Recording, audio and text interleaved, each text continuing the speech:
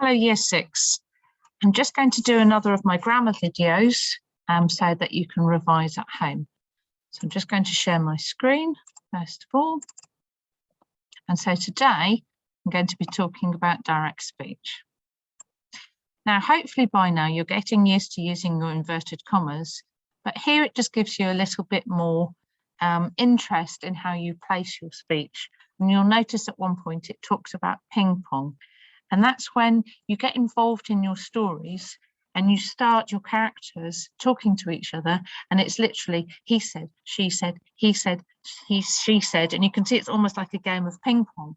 But by using some of the hints and tips on this, hopefully you'll be able to incorporate speech into your writing in a way that's more natural and not so, sometimes it's quite time consuming and a lot of effort to try and get some direct speech in.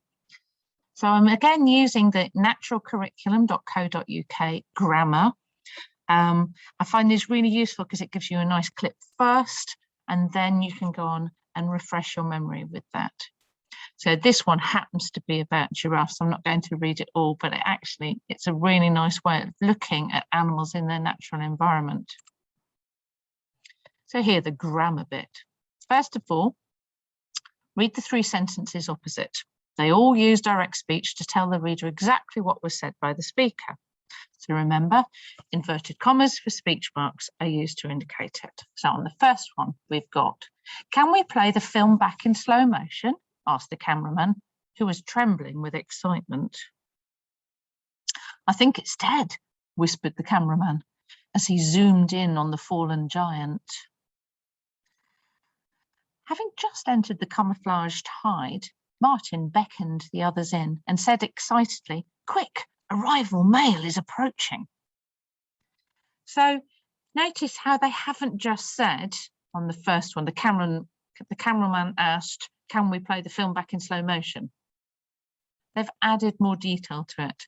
So I haven't had it, he was trembling with excitement, and you're actually picturing how he's saying it. And the second one, I think it's dead, whispered, as he zoomed in on the fallen giant. Again, it's just stretching that imagination a little bit more. So you're really describing, but also adding that little bit of speech. And there it talks about the ping pong, where the conversation goes backwards and forwards. But actually here, you're only using quite a small amount of direct speech, but it adds a lot of interest and quite a lot of effect. So see if you can have a go now. So here, if you look on the right-hand side at number 1, a fight this ferocious is extremely rare, whispered the cameraman as he wiped away the fingerprints on the camera's lens.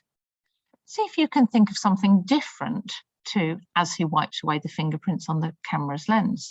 So you could picture the cameraman actually, I don't know, as he slid to the ground, as he moved somewhere, as he did something else as well. So you've still got the excitement of the direct speech, but you're telling a little bit more. Then look at the second sentence. It reminded me of a chimney falling to the ground. So what was he doing whilst this thing that reminded him of a chimney falling to the ground? What was he doing? What put him in that position in the first place? What was he watching? And then if you want a challenge, see if you can look at that word wall just there and write your own scintillating sentence about Martin and his crew filming the giraffe fight. So you could involve some direct speech and the actions of a speaker, and then you'll see how much your writing will improve.